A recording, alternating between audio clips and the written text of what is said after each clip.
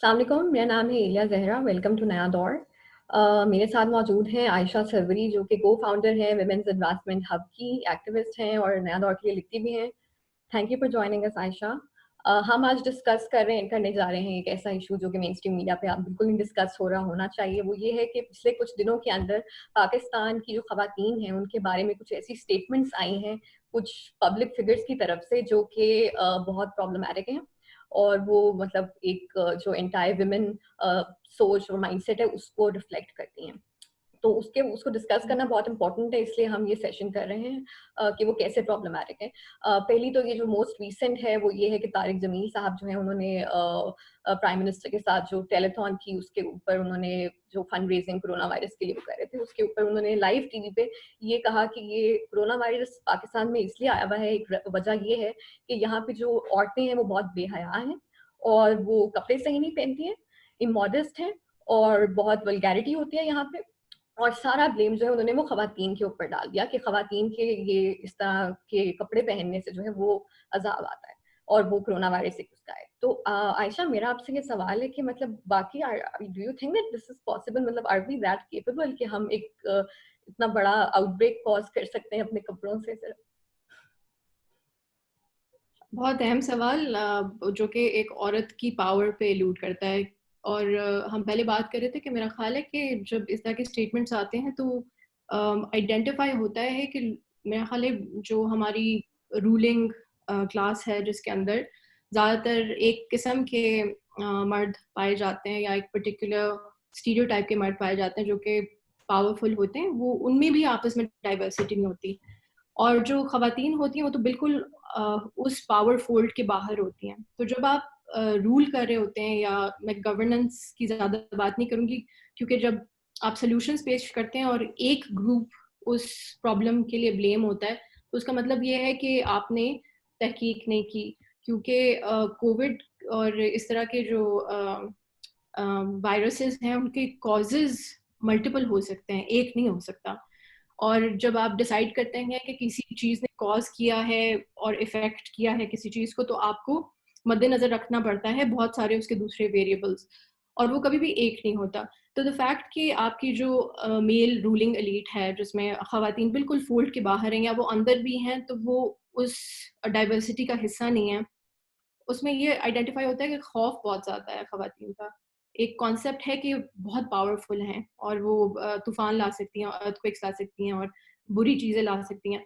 और दूसरी तरफ कॉन्सेप्ट ये है कि और तो औरत एक माँ है और उसी से ज़िंदगी आती है, वो बहुत अहम है, और उसकी प्रोटेक्शन के लिए हम ऑनर किलिंग भी कर सकते हैं, और उससे हमारी सोसाइटी का सारा दारोमदार उसके ऊपर पड़ता है। तो इसमें आइडेंटिफाई ये होता है कि बहुत कन्फ्यूजन है। ठीक है, सो और ये पता चलता है कि आप औरतों को जानते नहीं हैं। तो शायद अगर आप थोड़ा सा एफर्ट लगा लें एक खवातीन और एक औरत औरत को एक इंडिविजुअल के तौर पे जानने के लिए, तो शायद हम इस तरह के स्टेटमेंट्स ना देखें जिसमें बहुत ज़्यादातर खौफ है और लैक ऑफ इंफॉर्मेशन है। आई थिंक जो पूरा ये आइडिया है कि एक एम्पावर्ड वुमेन का जो एक जो एक हमारा एक ट्रेडिशनल वो उनका इमेज है कि जैसे वो एक आइडियल औरत को होना चाहिए कि वो बस चुप रह के तो बस सब्र करे और सब कुछ, वो अपना कोई ओपिनियन ना हो उसका, और वो बस सफर करे साइलेंस के अंदर, and she shouldn't question anything, and वो जो एक सेट स्टैंडर्ड्स हैं सोसाइटी के उससे वो बस वो मीट करे और इसके अलावा वो अपना कोई ओपिनियन ना दे सके। तो अगर कोई औरत उसे चैलेंज करती है तो वो उनके लिए फिर बेहया हो जाती है कि ये कैसे चैलेंज कर सकते हैं हमें। और क्योंकि अभी हमने रिसेंटली जब औरत मार्च हुआ था तो एक स्लोगन सिर्फ कि मेरा जिस्म मेरी मर्जी, उससे इतना ज्यादा आउटरीच सबके ये एक्सट्रीमिस्ट जो हैं उनके भी, और वैसे भी मतलब सारे लोग सोशल मीडिया पे इतना वो उस नारे से ऑफेंड हो गए थे। और मैं तारिक जमील की इस रिसेंट टॉक के अलावा एक कुछ दिन पहले एक और उनकी एक सर्मन के दौरान उनकी एक वीडियो सर्कुलेट कर रही है सोशल मीडिया पे जिसमें वो जो जन्नत की हूरें होती हैं उनको डिस्क्राइब कर रहे हैं कि वो कैसी, मतलब एक्सप्लिसिट डिटेल्स हैं उनकी कि वो कपड़े कैसे होंगे, उनके कितनी लेयर्स होंगी कपड़ों की, फिर उनकी वो शक्ल कैसी वहाँ पे होगी, उन्हें शायद मेकअप वहाँ पे कितना शायद अच्छा होगा। तो ये सारा क्यों वल्गर नहीं है उनके लिए? मतलब अगर कोई औरत मेरा जैसा मेरी मर्जी कहती है तो वो वल्गर है, वो एक्सेप्टेबल नहीं है। औरत की बेहयाई की वजह से कोरोना वायरस आता है, लेकिन वो अपने जो सेक्सुअल प्लेजर्स हैं वो इस तरह सबके सामने ओपनली डिस्कस करें तो वो गलत नहीं है।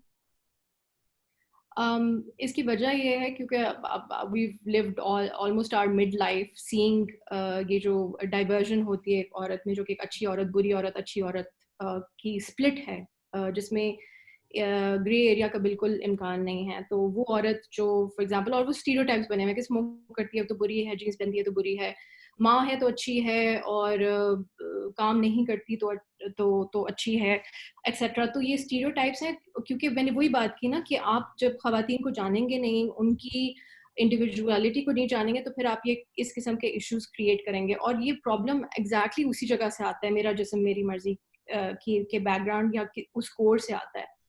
और वो कोर ये है कि हर इंसान को एक स्टेट ऑफ नेचर से निकल के एक अपने स्टेट के साथ एक कॉन्ट्रैक्ट मिला होता है, चाहे वो औरत हो, मर्द हो, या उसकी कोई भी माइनॉरिटी स्टेटस हो या आला दर्जे का स्टेटस हो।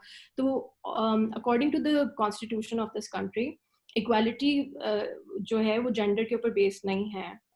हालांकि हमारे पास थोड़े से इस तरह के कानून हैं that discriminate, but by and large main and women in this countries constitution stand equal.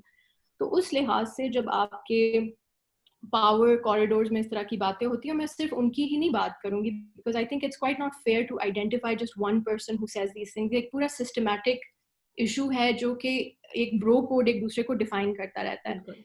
जब आप कहते हैं मेरा जिस्म, वो उस कॉन्स्टिट्यूशनल राइट को इल्यूड करता है जो आपके मुल्क ने आपको दिया, जो आपके फाउंडिंग फादर्स ने आपको दिया, जो आपकी charter of the United Nations declaration of human rights ने आपको दिया। तो आप कोई ऐसी बात नहीं करे जो बहुत इस दुनिया से दूर है, या कोई कोई अजीब सी बात है। ये वो राइट्स हैं जो मेरा ख्याल है फंडामेंटल ह्यूमन राइट्स हैं, और जो हर थियोलॉजी में मौजूद हैं।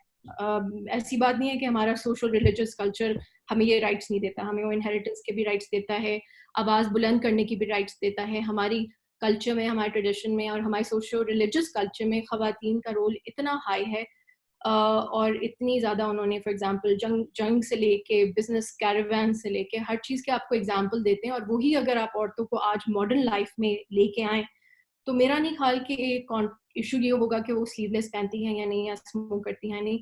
ये होगा कि उन्होंने कंट्रीब्यूट कितना किया, या उनको एक्सेस टू कैपिटल कितना है, या उनको मोबाइल वॉलेट्स खोलने की इजाज़त है या नहीं। तो वो चीज़ें, मसला ये है कि अहम मौजू पे क्योंकि कोई नहीं आता, जो कि अहम मौजू ये है कि आपने अपने 50% औरतों को बिल्कुल घरों के अंदर बंद करके, या उनके दिमागों को ड्रीम ना करने की इजाज़त देने की परमिशन नहीं दी। इसीलिए हम पीछे हैं, और इसीलिए हम जब क्राइसिस होती है तो हम घबरा के एक किसी ग्रुप को ब्लेम कर लेते हैं। और ये अभी अभी फ़िलहाल ख़वातीन ब्लेम हो रही हैं, लेकिन at another time, at another crisis बहुत सारे दूसरे माइनॉरिटी ग्रुप्स ब्लेम हो चुके हैं। तो प्रॉब्लम ये नहीं है कि अभी एक छोटी सी चीज़ को लेके ख़वातीन को स्केपगोट किया जा रहा है। प्रॉब्लम ये है कि जब क्राइसिस होती है और खौफ होता है, तो आपके अथॉरिटी में जो लोग होते हैं वो डिस्पोटिक हो जाते हैं। वो डिफाइन करते हैं कि नहीं, हमें तो सब कुछ पता है और हमें पता है उन्होंने किया है। सो दैट क्रिएट्स, और and everybody wants to listen to somebody in authority, because democracy का टाइम नहीं है ना, क्योंकि घबराहट हो रही है। तो I think it's a cop out, लेकिन it's not a cop out that hasn't been used in this country.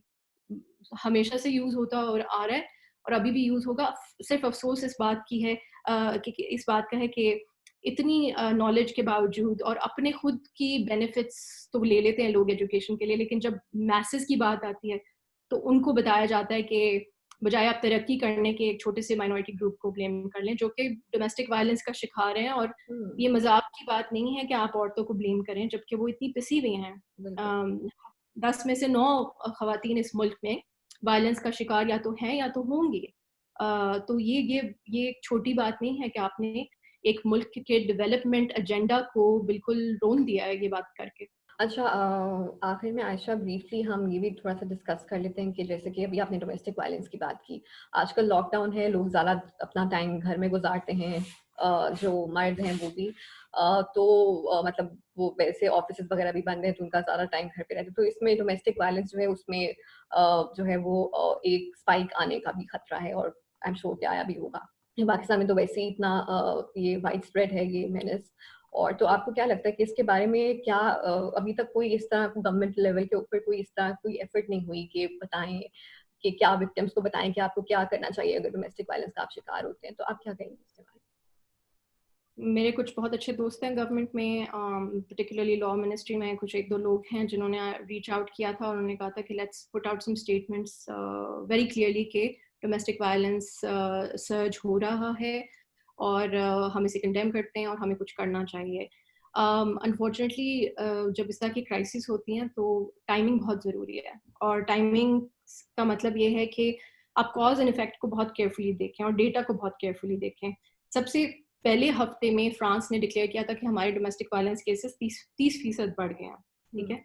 और यहाँ पे हो ये रहा है कि पाकिस्तान जैसी जगह में डोमेस्टिक वायलेंस पे शेमिंग है और जिसको कहते हैं नॉर्मलाइजेशन है, कि अगर आपको मार पड़ती है या आप कोई इमरजेंसी रूम जाना है तो आप चुप करके बैठ जाएं, बिकॉज इस वक्त कोविड चल रहा है, कोई इतनी बड़ी बात नहीं है, उस मर्द का मूड खराब होगा। या तो उसको जो नॉर्मलाइजेशन जो हमारी सोसाइटी में वैसे मिलती है वो अब कोविड की वजह से और बढ़ गई है, और मुझे खौफ इस बात का आता है कि रिपोर्टिंग कम हो गई है, ठीक है। तो जब आपकी रिपोर्टिंग कम हो जाती है तो खुदा न खास्ता बात इस पॉइंट तक आ जाती है कि इतनी बुरी हालत है औरतों की मार खा के इस मुल्क में कि probably they don't even feel the need to go to an emergency room, or they're not capable of going to an emergency room. तो ये बहुत सीरियस इश्यूज हैं। आई थिंक इनको ट्रिवियलाइज करना या इनके बारे में एक हसासियत ना रखना अच्छी बात नहीं है। जो हमारे लीडर्स को थोड़ा सा हमें सेंसिटाइज करना पड़ेगा। लेकिन मैं फिर कहूँगी कि ये एक पार्टी या एक इंसान या एक लीडर या एक टाइप ऑफ स्टेक होल्डर का इशू नहीं है। इसमें औरतें भी बराबर के फॉल्ट में शामिल हैं, क्योंकि वो भी इसी कल्चर को प्रमोट करती हैं जिसमें वायलेंस भी है।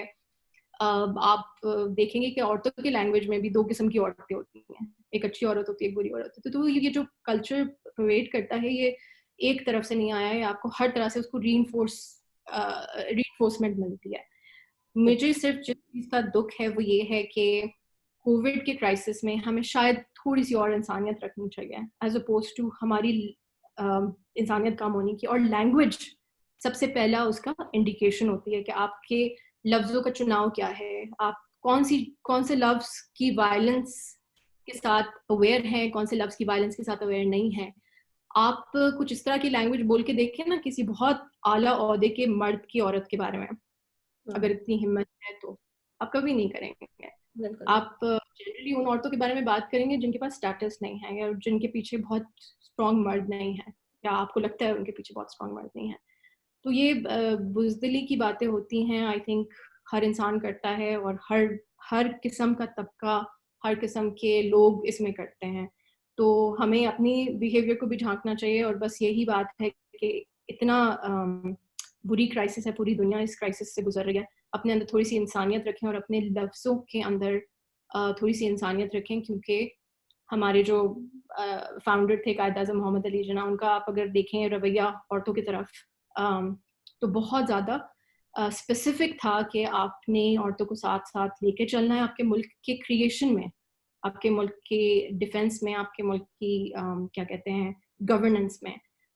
वो चीज़ आप उस तरह नहीं ला सकते कि अगर आप ओहदे पे बैठे हैं और आप औरतों के नीचे देख के उनके बारे में बात कर रहे हैं। एक तो पहले आप इंक्लूड नहीं करते औरतों को, यही बहुत बुरी बात है, और ऊपर से आप उनके बारे में जुमले कसें या उनको एक स्टेटस, एक लो स्टेटस की डेफिनेशन क्रिएट करके बात करें, तो ये तो उसके ऊपर एक तरह से एक क्रिमिनल चीज़ हो जाती है, क्योंकि उसके रिजल्ट से बहुत सारे लोग उसके शय में आके वायलेंस क्रिएट करते हैं औरतों के साथ। बिल्कुल, that makes sense. Thank you Ayesha. यहाँ पे हम कंक्लूड करते हैं अपनी कॉन्वर्सेशन को। आई थिंक ये कहना बहुत इंपॉर्टेंट है कि गवर्नमेंट को अब इंटरवेंशन भी करनी चाहिए। जो हमने सारी ये बातें की हैं, एक तो मिसोजिनी के लिए कोई टॉलरेंस नहीं होनी चाहिए इस तरह जैसे तारिक ज़मील ने की और फिर प्रेसिडेंट ने भी की। और दूसरा ये कि जो डोमेस्टिक वायलेंस जो आपने बहुत इंपॉर्टेंट बातें बताई कि उसमें कैसे हुआ है, उसको गवर्नमेंट को सीरियसली लेना चाहिए। ठीक है कि क्राइसिस है, लेकिन ये भी एक इंपॉर्टेंट इशू है, ये भी एक क्राइसिस ही है अगर इसमें इस वायलेंस के अंदर इजाफा होता है तो। तो ये हमारी कॉन्वर्सेशन थी। We hope you like it. अपना फीडबैक जरूर दीजिएगा। खुदा।